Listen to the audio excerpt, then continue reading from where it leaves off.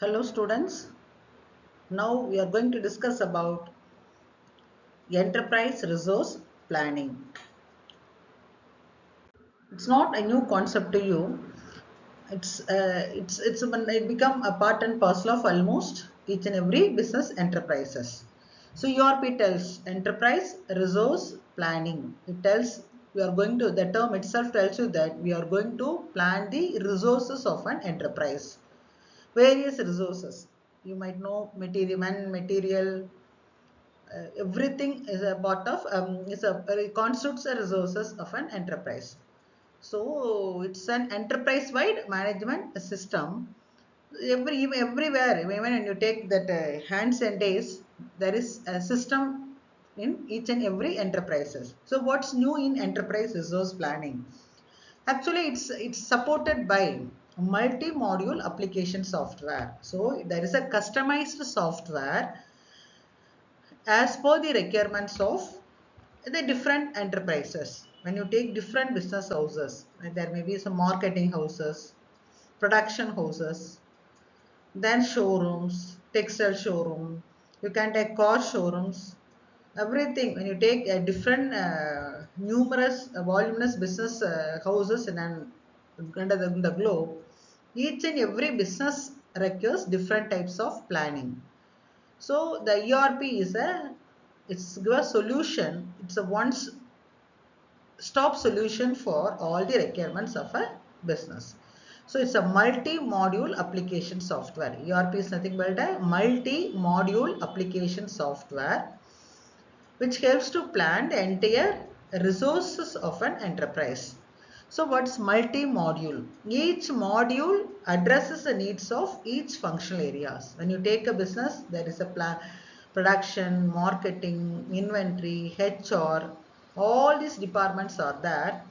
But each and every department functions as an isolated entity under the integrated environment. They cannot be isolated entirely from the other department. So HR department has to supply the labor for all the human resource requirement of all the departments. Finance department is a nerve center. Without proper allocation of finance from finance department, none of the functional department can function, isn't it? So all these requirements are taken even though they have their unique plan, but they are roped with a chain. That's called as enterprise resource planning. So each module is a unique but integrated. So enterprise resource planning is a multi-module application software, as I said, which provides or which interconnects all the functions of a business enterprise. So it helps for production planning, material management, manufacturing, finance, accounting, costing, sales, distribution, asset management, human resource management, whatnot. So it goes on like that. Now let us go to what are the features of material enterprise requirement planning. So as I told you, it provides company-wide integrated information system covering all functional areas. You know already what are all the various functional areas. For a few example, for a few: manufacturing, purchase, payables, receivables, inventory, etc. It performs all core activities and increase the customer services, thereby projecting the corporate image. So ultimately, each and every business evolves with a single motto of customer satisfaction. Thereby, it leads to increasing the corporate image of the business. Ultimately, it results in profit maximization. So always there is an information gap in the organization. That information gap is, it helps to, it has a module to bridge the information gap within an enterprise. It also enables better project management. Actually, it's updated. It allows for automatic introduction of latest technologies like electronic fund transfer, video conferencing, internet, everything. So it keeps on updating with the latest technology developments in the given field. It also eliminates the common problem in any business: shortage of material, inventory problems, prompt delivery. These are all a common problem faced by a business enterprises. These are all find solution in the ERP. business processes are get refined. So it provides, ultimately ERP provides complete integration of system not only across department but also across the companies under same management. These are all the features of ERP. Why we need ERP? So you can imagine without ERP, then you can find a solution for why we need ERP. So traditionally, when you take companies, even we have, when you are working in any institutes or when you are learning, you could see that everybody is now working sit before the system, irrespective of the field you are working or domain you are working. Each and everyone have a laptop or system. We have become system savvy, tech savvy. We relied on computer based work. Then why we should go for ERP? What way we differs? You have your own system. You have your own way of maintaining things. So many softwares are there for accounting, especially. Then for other activities also there are customized packages. Then why should we go for ERP? Even though we developed a computer application for our each and every functional areas, so like general ledger, purchasing, inventory, and planning. Actually, we are flooded with islands of information where the focus of ours is on our function. When I am a purchase manager, I keep on accumulating with purchase file. Some X or Y is responsible for sales means the sales manager is gone keeping accumulating the data about the sales, marketing, delivery, like distribution, like that. But at one point of time, you should imagine, can we work separately as a purchase manager? I can go on purchase materials. As a production manager, X or Y can go on produce. No, there should be a proper input from distribution department that what are the bottlenecks in distribution, what feedback they obtained from the delivery point, it should be passed on to the next level. Marketing teams sell what bottlenecks they have in marketing. Sales department tells where there is acute shortage of materials or where there is no demand, where there is a heavy demand. Then it should be properly addressed to the production department. Then it should be, then finance department should be proper salary to our HR. So all should be interconnected. So it's a problem in the traditional method of maintaining details or management through traditional methods. So there was a data redundancy, inconsistent, and consolidation is a problem. Always there should be one point to retrieve the data. Whatever, when you everything should be in the, it's go on in one circle. Whoever wants the data, always company's data should round in a particular way, circle system. Whoever needs information and have an authority and permission have the access can retrieve the data at his place, at his system, without making request to the other department.